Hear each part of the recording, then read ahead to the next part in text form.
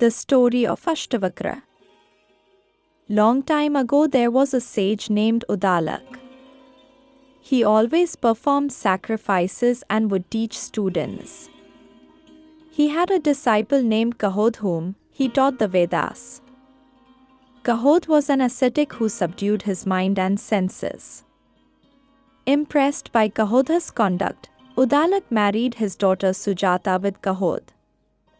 Over a period of time, Kahod's wife Sujata conceived. Once, when Kahod was teaching the Vedas to his disciples, the boy in Sujata's womb said to the Kahod, "Father, you are not pronouncing the mantra of the Vedas correctly." When Kahod heard this, it made him angry. He said to the child of the womb, You are so young, but your nature is very crooked. I curse you to become crooked from 8 places of your body.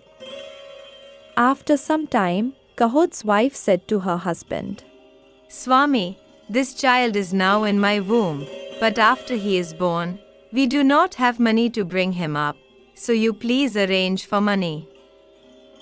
Kahod, on the advice of Sujata, went to King Janak's palace. There in the court of King Janak he met an erudite scholar of the Vedas named Bandi. In those days, to get a reward from king, there was tradition in the court of the king, a scholar from the outside had to debate Bandi about the knowledge of Vedas. The rule of the debate was such that loser had to drown himself in water. Here, Sujata gave birth to a baby boy whose body was crooked in 8 places. Thus he was named Ashtavakra. Despite his bodily defects, Ashtavakra was very talented and promising, and he would remember everything taught by his grandfather Udalak. Thus, Ashtavakra attained Brahma Gyan, knowledge of absolute truth, under the supervision of his maternal grandfather after a long time. Gradually, when he turned 12, one day he sat down in his grandfather's lap with affection. Udalak Muni had a son named Shvetketu.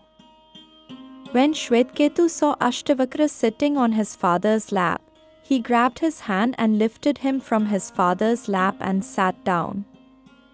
Saddened by this incident, Ashtavakra asked his mother Sujata, "Mother, who is my father? And at this moment where he is now?" When asked by Ashtavakra, Sujata told Ashtavakra that his father was Kahod, who was defeated by a Bandi in King Janak's court and he drowned himself in water after losing the debate. Hearing the incident of Kahod's Jal Samadhi from Sujata, Ashtavakra decided that he would defeat the Bandi. Ashtavakra along with his brother Shvetketu reached King Janak's court. The people present in the court laughed at the Ashtavakra. Then Ashtavakra said to the gathering, I thought I had come to the court of the scholars, but it seems that this court is filled with cobblers. I don't understand whether the people in the court are laughing at me or on the potter, God, who created all the living beings. Everyone in the court was stunned to hear such words of Ashtavakra. Then debate started between Ashtavakra and Bandi and finally Bandi was defeated.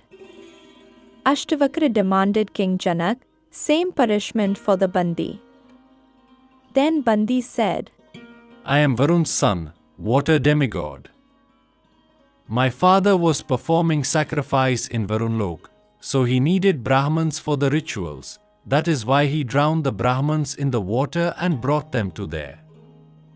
All those Brahmins are alive and all of them will be free from today, including your father Kahod. In this way, Ashtavakra freed his father from Kahodha's custody and returned to his mother Sujata with his father. Kahod was very much pleased with the act of his son and asked Ashtavakra to bath in the river. As soon as he bathed in the river, Ashtavakra's body recovered and he began to live in service to his parents.